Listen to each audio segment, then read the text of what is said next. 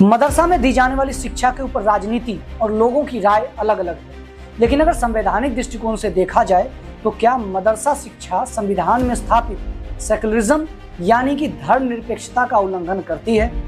ये सारा मामला शुरू होता है उत्तर प्रदेश से। 2004 में यूपी गवर्नमेंट ने मदरसों को रेगुलेट करने के लिए उत्तर प्रदेश मदरसा एजुकेशन एक्ट के नाम से एक लीगल फ्रेमवर्क तैयार करती है। इसके एक्ट के अकॉर्डिंग इसमें एनसीईआरटी के करिकुलम के साथ साथ रिलीजियस एजुकेशन भी दी जा सकती है।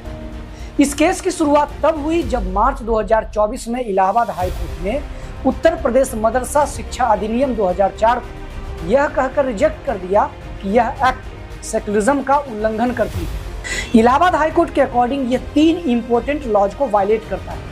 पहला, धर्मनिरपेक्षता का उल्लंघन। कोर्ट का मानना था कि सरकार का कर्तव्य है कि वह सभी को धर्मनिरपेक्ष शिक्षा प्रदान करे और किसी एक धर्म विशेष पर आधारित शिक्षा देना संविधान के खिलाफ है।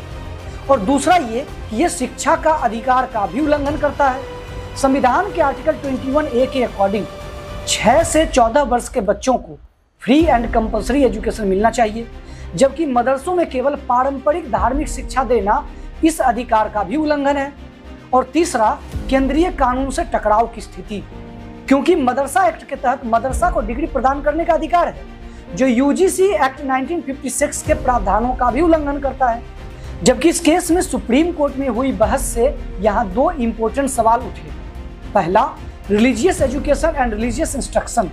सुप्रीम कोर्ट ने पहले तय किया है कि रिलीजियस एजुकेशन और रिलीजियस इंस्ट्रक्शन में फर्क है, लेकिन अब सवाल ये है कि क्या मदरसों में पढ़ाई जाने वाली बातें रिलीजियस एजुकेशन की कैटेगरी में आती है या रिलीजियस इंस्ट्रक्शन की? और दूसरा ये कि हाई कोर्ट को पूरा कानून रद्द कर देना चाहिए था या इसके कुछ प्रावधानों पर रोक लगाई जानी चाहिए थी। लेकिन इसमें सुप्रीम कोर्ट ने कहा कि कानून को पूरी तरह से खारिज कर देना शायद सही नहीं है, लेकिन अगर इसके परिणाम की बात करेंगे तो इस केस का फैसला ना सिर्फ यूपी बल्कि पूरे देश के धार्मिक शिक्षण संस्थानों पर भी असर डाल सकता है।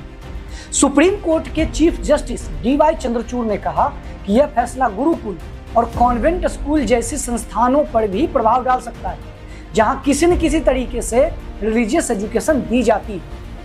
तो यहाँ अब ये देखना दिलचस्प होगा कि सुप्रीम कोर्ट सेकुलरिज्म और रिलीजियस एजुकेशन के बीच कैसे संतुलन बना पाती है, क्योंकि हाल ही में केस में सुप्रीम कोर्ट ने सेकुलरिज्म को इंडियन कॉन्स्टिट्यूशन का बेसिक स्ट्रक्चर का, जबकि यह केस इसी सेकुलरिज्म को चैलेंज कर रहा है। बाकी आप खुद भी समझदार हैं, आप विचार कीजिए और बताइए कि इस केस में आपकी क्या राय है।